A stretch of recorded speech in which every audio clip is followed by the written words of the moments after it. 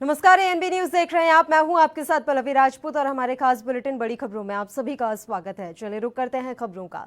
भारत नेपाल के बीच रिश्तों में खटास आए या ना आए, लेकिन नेपाल ने जिस तरह से रिश्तों को बिगाड़ने की कोशिश शुरू कर दी है, उसका विरोध नेपाल के भीतर भी देखा जा सकता है।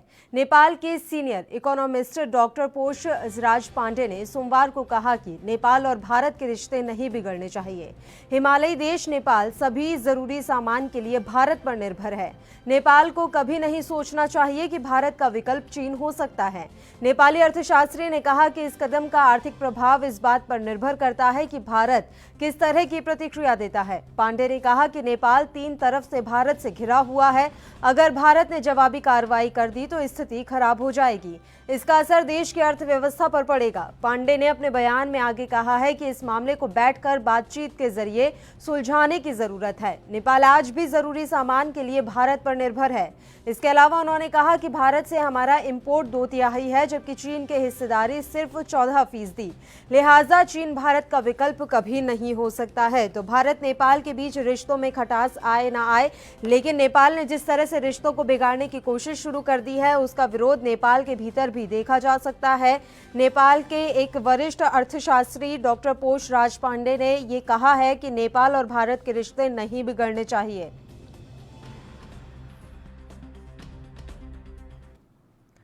दीपक राय अर्थशास्त्री इस मुद्दे पर चर्चा के लिए इस समय फोन लाइन पर हमारे साथ जुड़े हुए हैं। दीपक राय जी, देखिए, नेपाल के एक सीनियर अर्थशास्त्री हैं डॉक्टर पोष पांडे, उन्होंने ये बात कही है कि भारत और नेपाल के रिश्ते नहीं बिगड़ने चाहिए क्योंकि भारत का विकल्प चीन कभी नहीं हो सकता। आपसे इस पर प्रतिक्रिया चाहूंगी। जी, सही बात उन्होंने कही है। देखिए, सबसे बड़ी चीज अगर डिप्लोमेटिकली देखा जाए, पॉलिटिकली देखा जाए, जियोग्राफिकली देखा जाए, तो नेपाल जो है तीन तरफ से इंडिया से घिरा हुआ है। एक साइड से उसका चाइना का कनेक्शन बनता है, और अभी तक ये देखिए जितनी चीजें आर्थिक, जितनी गतिविधियां सबसे अधिक इंडिया से होती है। मतलब वह 2/3 जो है इंडिया से इम्पोर्ट एक्सपोर्ट का वो है, और केवल 14% जो है वो चाइना से उसका बिजनेस कनेक्शन है। तो ये आज ये है कि ये नेपाल के कभी भी फेवर में नहीं रहा है, आज भी आगे भी नहीं रहेगा कि नेपाल जो है भारत से संबंध खराब करके चले, चाहे पॉलिटिकली चाहे तो, क्योंकि आर्थिक रूप से इतना अधिक डिपेंड है, निर्भर है भारत के ऊपर। तो ये तो सोच ही नहीं सकता नेपाल आज ये है कि चाइना के उसमें आ सकता है, चाहे किसी उसमें पॉलिटिकल व्यूज में आ सकता है, बहकावे में। तो आज जो हरकतें कर रहा है, लेकिन ये उसके लिए अच्छा नहीं है, और हर तरह से उसके लिए यही अच्छा होगा कि भारत से रिश्ते मजबूत रखे।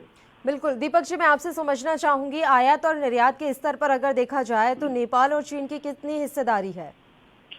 जी, चीन की तो नेपाल में 14% है, और 2/3 करीब इंडिया का पूरा। तो कोई मैच ही नहीं है।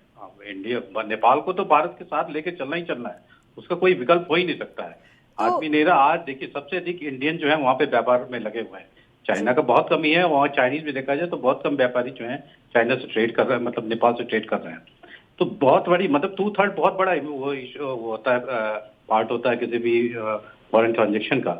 तो पूरी तरफ से नेपाल जो है भारत पर निर्भर है, और कभी भी वो नेपाल भी देखिए आज फॉर द टाइम बीइंग किसी के बगाव में वहाँ की हरकतें कर रहा है, तो ये कभी भी उसके लिए अच्छा नहीं रहेगा। और इसीलिए देशराज पांडे जी ने सही कहा है कि नेपाल को भारत से हमेशा रिश्ते जो है मजबूत करके चलना चाहिए। बिल्कुल दीपक जी, लेकिन कुछ ना कुछ तो सोचा ही होगा नेपाल की सरकार ने। अगर बहकावे में भी आया है तो कहीं ना कहीं कुछ ना कुछ तो प्रलोभन दिया ही गया होगा। आखिर कैसे नेपाल को ये लग सकता है कि चाइना भारत का विकल्प है? नहीं, देखिए, चाइना तो कभी भी नेपाल का विकल्प हो भी नहीं सकता। अगर वो देखिए पॉलिटिकल जियोग्राफिकली देखा, तीन साइड से इंडिया से घिरा हुआ है, तो चाइना को इंपोर्ट, मतलब वहाँ पे एक्सपोर्ट इंपोर्ट के लिए भी जो रूट चाहिए वो बहुत कॉस्टली आइटम, जो कॉस्टली होंगे, तो वो फाइनेंशियल विजिबल नहीं होगा। चाइना ये चाहे कि हम इंडिया को तोड़ सकें, वो किसी लेवल पे आ सके, तब उसमें सक्सेसफुल हो सकता है। अदरवाइज कास्ट वाइज तो फाइनेंशियल वाइबिलिटी तो कभी भी नहीं आएगी ये नेपाल के साथ चाइना की। तो ये है कि उसको कहीं न कहीं सपोर्ट ऐसा दे रहा है जिससे नेपाल जो थोड़े बहकावे में आया हुआ है, आगे सोचेगा वो। मैं पहले उसके लिए फेवर में अच्छा होगा कि इंडिया से बात करे और चीजों को सॉर्ट आउट करे। बिल्कुल, बहुत जरूरी है इस टाइम दोनों देशों को आपस में बात करना। आपका शुक्रिया दीपक राय जी, तमाम चर्चा के लिए आप हमारे साथ जुड़े। फिलहाल विदेशी मामलों के जानकार डॉक्टर करोड़ी सिंह इस समय फोन लाइन पर मौजूद हैं। डॉक्टर सिंह नेपाल के एक सीनियर इकोनॉमिस्ट हैं, उन्होंने कहा है कि नेपाल और भारत के रिश्ते नहीं बिगड़ने चाहिए क्योंकि भारत का विकल्प चीन कभी नहीं हो सकता। आपका रिएक्शन? देखिए मैडम, ये बात सही है कि भारत का विकल्प चीन नहीं हो सकता, क्योंकि भारत से जिस तरह से नेपाल जुड़ा हुआ है सांस्कृतिक, आर्थिक और राजनीतिक दृष्टि से, और भारत और नेपाल के तो बॉर्डर भी ओपन हैं और बहुत से नेपाली यहाँ भारत में अपना काम करते हैं, जॉब करते हैं, धंधा करते हैं। और भारत और नेपाल जिस तरह के गोरखा बटालियन है रहा, गोरखे बटालियन के पुराने जो सोल्जर हैं उनको भारत पेंशन दे रहा है। तो भारत और नेपाल के जिस तरह से नजदीकियां हैं, जिस तरह का रिश्ता है, उसमें चीन विकल्प नहीं हो सकता है। लेकिन चीन जिस तरह का विकल्प बनने का प्रयास कर रहा है, उसमें चीन ने नेपाल को यहाँ तक एश्योरेंस दे दिया कि आप लैंडलॉक्ड कंट्री हैं, आपको पोर्ट पे एक्सेस नहीं। अगर भारत कुछ प्रॉब्लम क्रिएट कर रहा है, पूरी एक्सेस सब पोर्ट्स पे नहीं दे रहा है, तो हम आपके लिए रोड बना देंगे, आपको हमारे यहाँ के पोर्ट से एक्सेस दे देंगे। तो इस तरह का भारत में चीन का एटीट्यूड है नेपाल के साथ, वो नेपाल को एनकरेज कर रहा है। और जब भारत नेपाल में मदद करने की कोशिश करता है या रुचि लेता है, तो नेपाल में एक ऐसा समूह है जो चीन समर्थक है, वो भारत के जो इंटेंशंस हैं उन पे संदेह प्रकट करता है कि भारत अपना विस्तार करना चाहता है, भारत अपना प्रभाव जमाना चाहता है। तो इस तरह की भावनाओं को विकसित करते हैं। तो नेपाल में जो राष्ट्रवाद है उसको एक अलग दिशा देने का प्रयास करके चीन की तरफ ले जाने का प्रयास कर रहा है। लेकिन चीन भारत का कभी विकल्प नहीं हो सकता, ये नेपाल को समझना चाहिए। और नेपाल अगर ये समझेगा तो वो नेपाल के हित में है, नेपाल के विकास के लिए जरूरी है। लेकिन नेपाल में अब जिस तरह की स्थिति बन रही है वो बहुत ही खतरनाक स्थिति है। और चीन अपना मकसद पूरा करने के लिए, अपना हित पूरा करने के लिए पाकिस्तान, नेपाल, उधर श्रीलंका, मालदीव, हर तरीके से भारत को घेरने का प्रयास कर रहा है। तो चीन तो अपना मकसद हासिल करना चाहता है और नेपाल उसका एक इंस्ट्रूमेंट बन रहा है, एक छोटा देश होने की वजह से। तो ये बहुत खतरनाक स्थिति है जो नहीं बनना चाहिए। तो अगर नेपाल के इकोनॉमिस्ट ने, मैंने पढ़ा नहीं है, अगर ये कहा है कि चीन विकल्प नहीं हो सकता, तो चीन भारत का विकल्प कभी हो नहीं सकता। जी मैडम। बिल्कुल, लेकिन डॉक्टर सिंह देखिए, अगर हमारे देश की बात नेपाल की तरफ से नहीं भी मानी जा रही है, तो उनके खुद के देश के जो लोग हैं वो इसके खिलाफ आवाज उठा रहे हैं। काठमांडू में प्रदर्शन हुए, एक सांसद ने भी इसका विरोध किया था, उसके बाद अब उनके खुद के सीनियर अर्थशास्त्री ने इतनी बड़ी बात कह दी है। तो क्या वो अपने देश के लोगों की बात को भी नहीं समझेंगे? देखिए, वो बात सही है, लेकिन जिस तरह का चीन जिस तरह का प्रभाव जमाने की कोशिश कर रहा है और एक बहुत बड़ा समूह है जो चीन को नजदीक ले जाने की कोशिश कर रहा है और नेपाल के राष्ट्रवाद को चीन समर्थक एक ओरिएंटेशन देने की कोशिश कर रहा है, वो बहुत खतरनाक स्थिति है। तो इसके लिए मुझे लगता है भारत को अपने कूटनीतिक प्रयास तेज करने चाहिए। भारत की इंटेलिजेंस मेरे ख्याल से बहुत ज्यादा एक्टिव नहीं रह पाई है नेपाल में, या भारत ने बहुत ज्यादा ध्यान नहीं दिया हो, क्योंकि भारत नेपाल को अपना ही मान के चलता है। इसलिए कई बार क्या होता है, आप जिसको अपना मान के चलते हैं उसके बारे में ज्यादा सतर्क रहने की कोशिश नहीं करते हैं, सतर्क नहीं रहते हैं। हो सकता है भारत की कहीं कूटनीतिक या इंटेलिजेंस की कहीं कमी रही हो। इस तरह का नेपाल का चीन की तरफ जाना, ये मेरे ख्याल से बहुत ही खतरनाक स्थिति है भारत के लिए। और लगातार जो हमारे देश के मंत्री हैं, चाहे वो रक्षा मंत्री राजनाथ सिंह हो या जो अन्य मिनिस्टर्स हैं, उनकी तरफ से ये बात कही जा रही है कि नेपाल और भारत के रिश्ते काफ़ी पुराने हैं, हम रोटी बेटी का रिश्ता है। लेकिन कहीं ना कहीं कमी नजर आ रही है। सिर्फ हमारे देश में बैठकर बयानबाजी करने से ज्यादा बेहतर होता कि नेपाल की तरफ बातचीत का रास्ता खोला जाता, या जो वो पहले वीडियो कॉन्फ्रेंसिंग के जरिए बातचीत करना चाहते थे उस टाइम पे इन बातों पर ध्यान दिया जाता और वीसी के जरिए ही इस बात को करने की कोशिश की जाती। देखिए, ऐसा है, मेरे ख्याल से ऐसा राजनीतिक तरीके से प्रेस में स्टेटमेंट देने से ज्यादा कोई न कोई एक्शन लेना चाहिए, बातचीत शुरू करनी चाहिए, कूटनीतिक प्रयास करने चाहिए, जैसा मैंने बताया, और हमारी जो इंटेलिजेंस है उनके प्रयास करने चाहिए। तो उस तरह का प्रयास ज्यादा होना चाहिए। और मीडिया में स्टेटमेंट देना या पॉलिटिकल स्टेटमेंट देने से कई बार बहुत ज्यादा कंफ्यूजन क्रिएट होता है। कई बार भारत के कोई बुद्धिजीवी कोई लिखता है अखबार में, भारत का अखबार कुछ कहता है, मीडिया कुछ कहता है कि ये नेपाल के हित में नहीं है। तो नेपाल में एक भावना होती है कि भारत हमें क्यों सलाह दे रहा है, हम हमारा हित जानते हैं। तो ये एक स्वाभाविक प्रतिक्रिया होती है कि हम हमारा हित समझते हैं, हम चीन के नजदीक जा रहे हैं तो हम हमारा हित समझ के जा रहे होंगे, भारत ऐसी सलाह क्यों दे रहा है। तो अगर भारत के मीडिया या दूसरे सलाह दे तब तो ठीक है, हमारे राजनीतिक नेतृत्व है, या बौद्धिक नेतृत्व अगर ऐसा करता है तो नेपाल में इस तरह का एक रिएक्शन होता है, और जो चीन समर्थक हैं उस तरह के रिएक्शन का फायदा उठाने की कोशिश करते हैं। जी मैडम, बहुत बहुत शुक्रिया डॉक्टर सिंह तमाम चर्चा के लिए आप हमारे साथ जुड़े। तो आपको बता दें कि नेपाल के एक वरिष्ठ अर्थशास्त्री ने कहा है कि नेपाल को भारत के साथ रिश्ते खराब नहीं करने चाहिए, क्योंकि भारत का विकल्प चीन का भी नहीं हो सकता। अब ये तो खैर देखने वाली बात होगी कि नेपाल की तरफ से इन तमाम पहलुओं पर कब ध्यान दिया जाता है।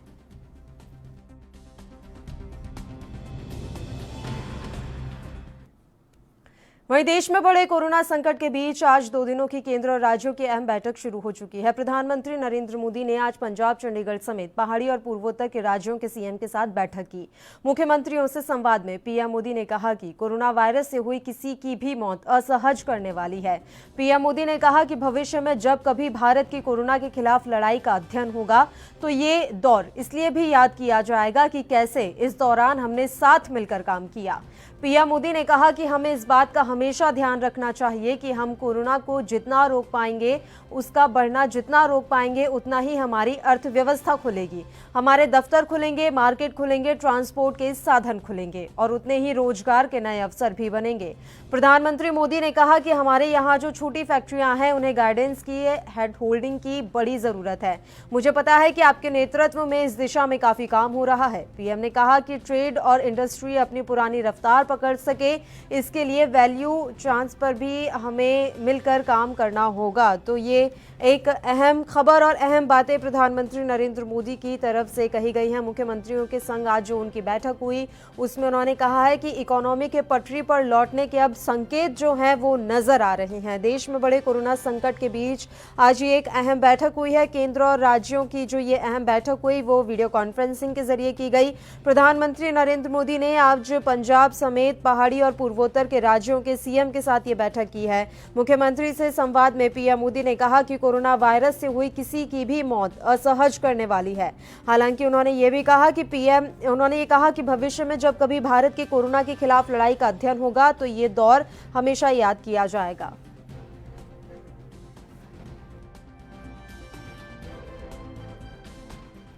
और इसी बीच भारत चीन को लेकर इस वक्त की बड़ी और अहम खबर हम आप तक पहुंचा रहे हैं। भारत चीन विवाद पर इस वक्त की बड़ी खबर, भारत के विदेश मंत्रालय का बयान सामने आया है। आपको बता दें कि ताज़ा हिंसा में दोनों पक्षों को नुकसान उठाना पड़ा है, ये बात कही गई है विदेश मंत्रालय की तरफ से।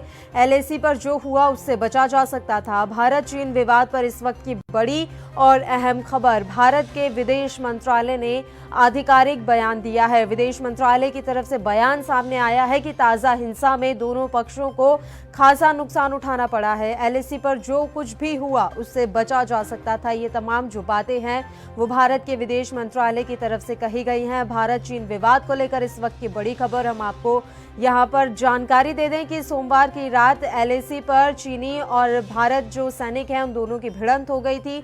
आपस में दोनों सैनिक भिड़ गए थे और इसके बाद जहां चीन के 5 सैनिकों की मौत हो गई है, वहीं हमारे भारतीय आर्मी के भी एक अफसर और 2 जवानों की मौत हो गई है।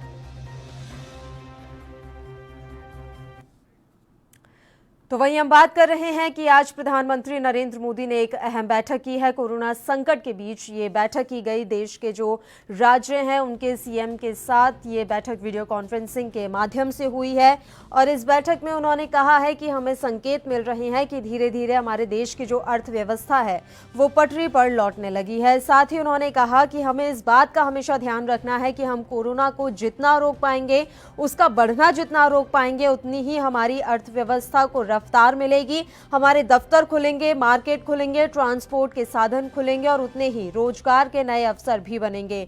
प्रधानमंत्री मोदी ने यहाँ पर यह भी कहा कि हमारे यहाँ जो छोटी फैक्ट्रियां हैं उन्हें गाइडेंस की, हैंड होल्डिंग की बड़ी जरूरत है। मुझे पता है कि आपके नेतृत्व में इस दिशा में काफी काम हो रहा है। पीएम ने कहा कि ट्रेड और इंडस्ट्री अपनी पुरानी रफ्तार पकड़ सके, इसके लिए वैल्यू चेन्स पर भी हमें मिलकर काम करना होगा। तो ये कुछ अहम बातें आज प्रधानमंत्री नरेंद्र मोदी की तरफ से वीडियो कॉन्फ्रेंसिंग के माध्यम से देश के राज्यों को, मुख्यमंत्रियों को कही गई हैं ये बातें।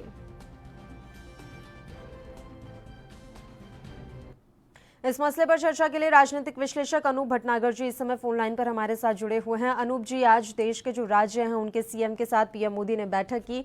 हालांकि वीडियो कॉन्फ्रेंसिंग के जरिए ये बैठक हुई है। तमाम अहम बातें उनके द्वारा कही गई, खासकर अर्थव्यवस्था को लेकर।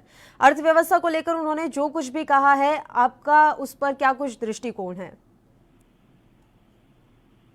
हेलो अनूप जी, मेरी आवाज पहुंच रही है आप तक? जी हाँ जी, आप बताइए। बिल्कुल अनूप जी, मेरा सवाल ये था कि आज पीएम मोदी ने एक अहम बैठक की है देश के तमाम राज्यों के जो मुख्यमंत्री हैं उनके साथ। अर्थव्यवस्था को लेकर उन्होंने काफी बातें सामने रखी हैं अपने वीडियो कॉन्फ्रेंसिंग में, तो उन सब को लेकर आपका क्या कुछ कहना है? देखिए, ऐसा है कि जो देश की लॉकडाउन और कोरोना महामारी के दौरान जो देश की अर्थव्यवस्था बहुत तेजी से बिगड़ी है, उसके सुधार के लिए प्राइम मिनिस्टर ने मुख्यमंत्रियों से जोर देकर कहा है कि सबको मिलकर काम करना होगा। जिंदगी और जिंदगानी दोनों चीजों पे एक साथ काम करना होगा। प्रधानमंत्री के तो अपनी बातचीत करी मुख्यमंत्रियों से संकेत मिल रहा है कि अब दोबारा शायद लॉकडाउन की संभावना बहुत कम है जी, या कुछ सीमित इसमें करेंगे। मगर सबसे बड़ी प्राथमिकता प्रधानमंत्री की भी और राज्यों के मुख्यमंत्री की है कि किस तरह से देश की और राज्यों की अर्थव्यवस्था को पटरी पर लाया जाए। और अर्थव्यवस्था को पटरी पर लाने के लिए सबसे पहले यह है कि उद्योग धंधों में काम शुरू हो, जहाँ पे जो श्रमिक प्लान करके लौट गए थे वो वापस आकर के इसमें अपना योगदान दें। अगर ऐसा होता है तो निश्चित रूप से अर्थव्यवस्था में सुधार की संभावना बढ़ जाएगी। बिल्कुल। लेकिन अनूप जी, जिस तरह से अभी वर्तमान हालात हम देख पा रहे हैं, कोरोना संक्रमण इतना तेजी से बढ़ रहा है, उसके बीच में अर्थव्यवस्था को पटरी पर लाना, तमाम इंडस्ट्रीज को खोलना, तमाम दफ्तरों को खोलना, ये कितनी बड़ी चुनौती है कि आप दो चीजों को एक साथ लेकर चल सकें? देखिए, ऐसा है कि इसके बीच अब तालमेल बिठाना ही पड़ेगा, क्योंकि अगर अर्थव्यवस्था को पटरी पर लाने के लिए उद्योग धंधों को फिर से शुरू करने की कवायद नहीं की गई तो देश में अराजकता का माहौल फैल सकता है। अगर आपके पास पैसा नहीं होगा, आपको वेतन नहीं मिल रहा होगा या वेतन में कटौती हो गई है, नौकरी से निकाल दिए गए हैं लोग, तो स्वाभाविक है कि उस वर्ग में अशांति पैदा हो रही होगी। तो सबको रोजगार चाहिए, सबको व्यस्त रखने के लिए जरूरी है, इसलिए तालमेल बिठाना है। देखिए, अब देखना है कि आने वाले समय में ये तालमेल किस तरह बैठाया जाता है। और अर्थव्यवस्था को पटरी पर लाने में सबसे बड़ी चुनौती क्या कुछ है? ठीक है, सबसे बड़ी चुनौती है उत्पादन बढ़ाने की। अगर उत्पादन बढ़ेगा, फैक्ट्रियों में काम शुरू होगा। कई राज्यों ने आप देखिए लेबर लॉ में कुछ अमेंडमेंट किए हैं, कुछ कानून जो है सस्पेंड किए हैं, सिर्फ इसलिए ताकि जो लेबर आ जाए फैक्ट्री में उनसे अधिक से अधिक काम कराया जा सके ताकि उत्पादन बढ़े। और जो नहीं आ रहे हैं या किसी वजह से डर से कि संक्रमण के, तो वो बाहर रहे, मगर इन मजदूरों को अच्छा पैसा मिल जाए और काम थोड़ा बढ़े, उत्पादन बढ़ जाए। उत्पादन बढ़ेगा तो निश्चित रूप से जो है जो मांग और आपूर्ति वाला मामला है उसमें जो है तालमेल बिठाने में मदद मिलेगी। ठीक है, बहुत बहुत शुक्रिया अनूप जी तमाम चर्चा के लिए आप हमारे साथ जुड़े। तो आपको बता दें कि आज प्रधानमंत्री नरेंद्र मोदी ने राज्यों के सीएम के साथ वीडियो कॉन्फ्रेंसिंग के जरिए चर्चा की है और उन्होंने कहा है कि मैं उम्मीद करता हूं कि आप जिस दिशा में आगे बढ़ रहे हैं अर्थव्यवस्था को पटरी पर लाने के लिए, उसमें आप अपना बेहतर करके दिखाएंगे। फिलहाल यहाँ एक छोटे से ब्रेक के लिए हम रुक रहे हैं, फौरन हाजिर होंगे।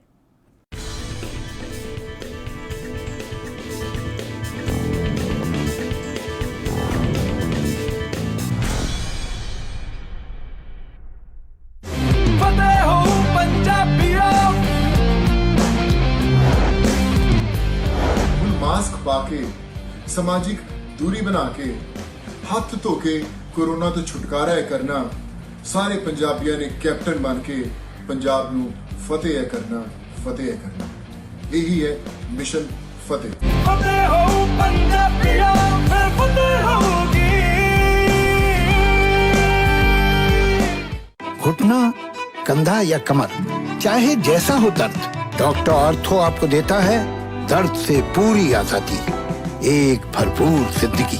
ये कोई टेम्परेरी पेन किलर नहीं, आयुर्वेदिक औषधि है।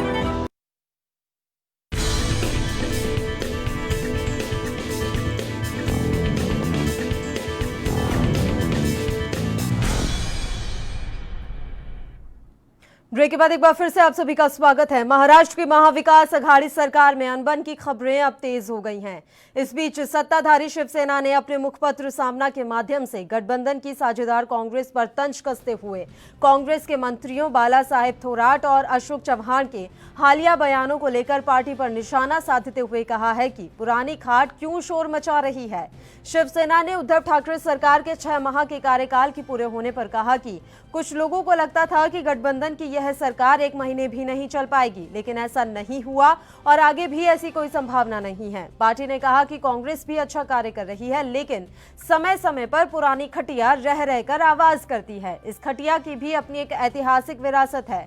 शिवसेना के मुखपत्र सामना में छपे संपादकीय के अंतिम भाग में लिखा है कि कांग्रेस हो या एनसीपी, दोनों ही राजनीतिक में मंझे लोगों की पार्टी है। उन्हें इस बात का पूरा अनुभव है कि कब और कितना कुरकुराना है और कब करवट बदलनी है।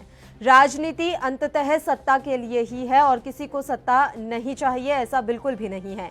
लेकिन उद्धव ठाकरे ऐसा नेता नहीं है जो सत्ता के लिए कुछ भी करने को तैयार हो जाएं। तो ये तमाम बातें जो है मुखपत्र सामना में कही गई हैं और इसी के साथ महाराष्ट्र की महाविकास अघाड़ी सरकार में अनबन की खबरें अब तेज हो गई हैं। इस बीच सत्ताधारी शिवसेना ने अपने मुखपत्र सामना के माध्यम से गठबंधन की साझेदारी कांग्रेस पर तंज कसा है।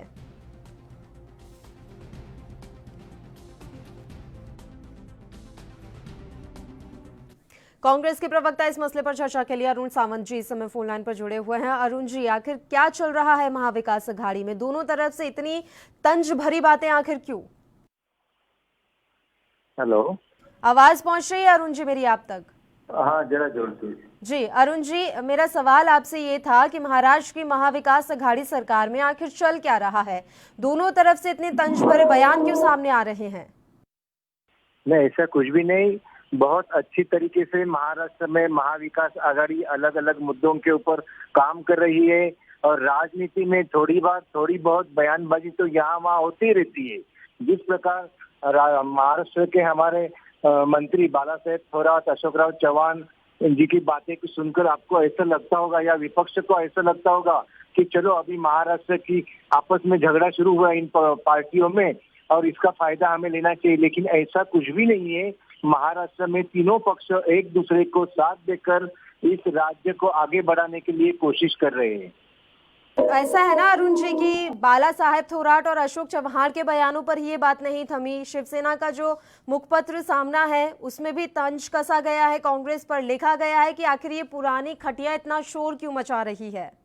बिल्कुल बिल्कुल सही है। जैसे कि चीफ संपादक सामना इन्होंने लिखा है कि पुरानी खाट अब ज्यादा आवाज कर रही है, तो वो एक कहावत उन्होंने कही है।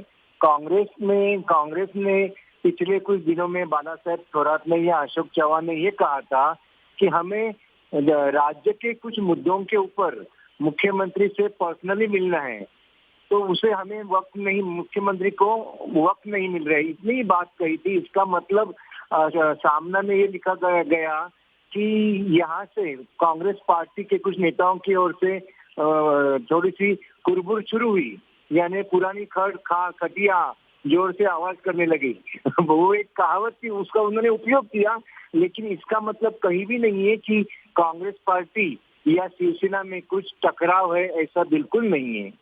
इतनी नौबत क्यों आ गई अरुण जी की मुखपत्र सामना में ये तमाम तंज भरी बातें लिखी जा रही हैं? उन्होंने आगे ये भी लिखा है, मैं आपको पढ़ के सुना देती हूँ। कांग्रेस हो या एनसीपी, दोनों ही राजनीति में मंझे लोगों की पार्टी है। उन्हें इस बात का पूरा अनुभव है कि कब और कितना कुरकुराना है और कब करवट बदलनी है। राजनीति अंततः सत्ता के लिए ही है और किसी को सत्ता नहीं चाहिए, ऐसा बिल्कुल भी नहीं है। सामना में बिल्कुल सही लिखा गया है। उन्होंने ये कहा कि कांग्रेस और राष्ट्रवादी कांग्रेस बहुत पुरानी पार्टी है, इसमें बड़े बड़े दिग्गज नेता आए हैं और गए हैं, और कौन से वक्त पे किसको अपनी नीति बदलनी है ये सभी नेताओं को मालूम है। मतलब शिवसेना ये जानती है कि कांग्रेस पार्टी एक बड़ी पार्टी है, लेकिन उन्होंने मेरे ख्याल से बात बीजेपी के लिए लिखी गई कि बीजेपी बार बार कुछ ना कुछ मुद्दे लेकर भगत सिंह कोश्यारी जो हमारे राज्यपाल हैं उनके पास जाती रहती है और ये कोशिश करती है कि इस सत्ता को, मतलब शिवसेना, कांग्रेस और राष्ट्रीयवादी कांग्रेस को किसी भी प्रकार से राज्य की सत्ता से हटाया जाए, लेकिन वो उसमें नाकामयाब हो रही है। इसीलिए सामना में से ये लेख लिखा गया था। उसका कोई भी रोष कांग्रेस या राष्ट्रवादी कांग्रेस के ऊपर नहीं है। ऐसा संजय सिंह, प्रवक्ता बीजेपी के भी इस समय फोन लाइन पर जुड़े हुए हैं। संजय जी, किस तरह से आप इसे देख रहे हैं? जिस तरह से मुखपत्र सामना में, शिवसेना के मुखपत्र सामना में तंज भरी बातें लिखी गई हैं कांग्रेस के लिए, क्या माना जाए इसे? विचारधारा की ये जो लड़ाई है वो खुलकर सामने आने लगी है। अगर कोई विचारधारा होती इन लोगों में तो ये कांग्रेस और शिवसेना का गठबंधन ही नहीं होता। ये लुटेरों की सरकार है, लूट मचाने के लिए एक दूसरे के साथ आए हैं।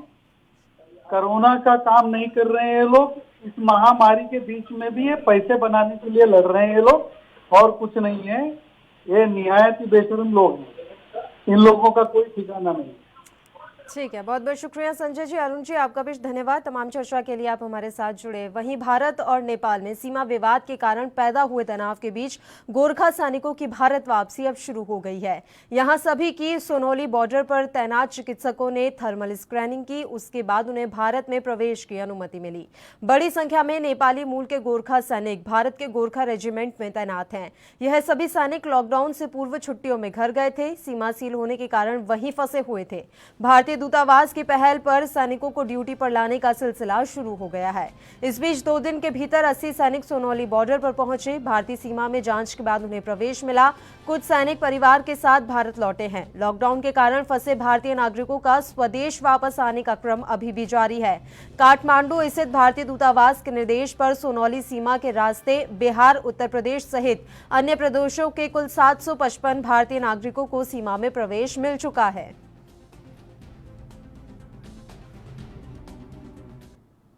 और इसी के साथ बड़ी खबरों में फिलहाल के लिए इतना ही। मुझे दीजिए इजाजत। देश प्रदेश के तमाम ताजा और अहम खबरों के लिए आप देखते रहिए ANB न्यूज। नमस्कार।